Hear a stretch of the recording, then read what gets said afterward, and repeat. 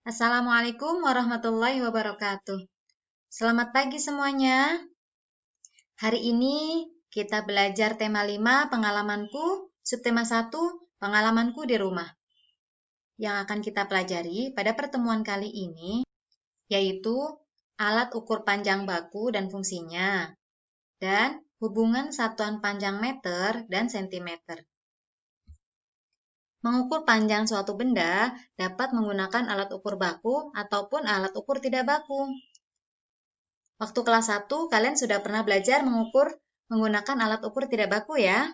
Contohnya alat ukur tidak baku yaitu dengan satuan depa, kemudian menggunakan hasta, atau juga menggunakan jengkal. Bisa juga menggunakan benda-benda yang lain, misalnya panjang pensil, atau menggunakan tali, atau juga bisa menggunakan penghapus, dan lain sebagainya. Hasil ukur suatu benda menggunakan alat ukur tidak baku yang dilakukan oleh seseorang bisa berbeda dengan hasil pengukuran yang dilakukan oleh orang lain. Misalnya, panjang suatu meja diukur oleh anak kecil, hasilnya 10 jengkal. Sedangkan diukur oleh orang dewasa, hasilnya 7 jengkal. Nah, hal ini dikarenakan karena alat ukur yang digunakan tidak baku, sehingga hasilnya pun tidak sama. Berbeda dengan menggunakan alat ukur baku, hasil pengukuran yang dilakukan oleh seseorang akan sama dengan hasil yang dilakukan oleh orang lain. Alat ukur panjang baku dan fungsinya. Contoh alat ukur panjang baku antara lain yang pertama penggaris. Penggaris disebut juga dengan mistar. Penggaris dapat digunakan untuk mengukur benda-benda yang tidak terlalu panjang, misalnya mengukur buku, kemudian panjang pensil, panjang penghapus, dan sebagainya. Yang kedua, meteran pita, atau bisa disebut juga dengan meteran kain. Meteran kain ini biasa dipakai oleh penjahit baju. Yang ketiga, meteran saku, atau meteran gulung kecil. Meteran saku ini sering dipakai oleh tukang kayu atau tukang bangunan. Yang keempat, meteran roll. Meteran roll ini disebut juga meteran gulung besar. Meteran roll biasa digunakan untuk mengukur panjang dan lebar tanah yang panjangnya sampai dengan 50 meter. Nah, apakah kalian sudah paham tentang alat ukur panjang baku dan fungsinya? Kalau sudah paham, coba anak-anak pilih benda-benda mana saja yang dapat diukur menggunakan penggaris pada gambar berikut. Ada di halaman 9 buku tema 5 ya. Selanjutnya, hubungan satuan panjang meter atau bisa kita tulis dengan M dan sentimeter atau disingkat dengan cm. Perhatikan percakapan antara Beni dengan kakak. Kak, Beni mau bertanya. Ya, tanya tentang apa? Bagaimana cara menggunakan meteran?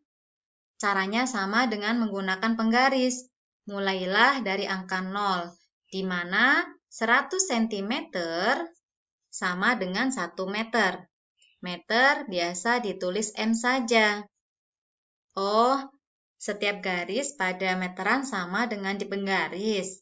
Ya, benar. Garis itu yang digunakan mengukur panjang benda. Coba perhatikan. 1 meter sama dengan 100 cm. Jadi, satuan yang terdapat pada penggaris ataupun meteran adalah sentimeter atau disingkat dengan cm. Berdasarkan percakapan Beni dan kakak, kita jadi tahu bahwa 1 meter sama dengan 100 cm atau 100 cm sama dengan 1 meter. Nah, sekarang coba isi titik-titik berikut dari nomor 1 sampai dengan nomor 5 di buku paket halaman 32. Selain alat ukur panjang baku yang tadi sudah disebutkan, ada juga alat ukur baku yang lain. Misalnya, mikrometer skrup dan jangka sorong.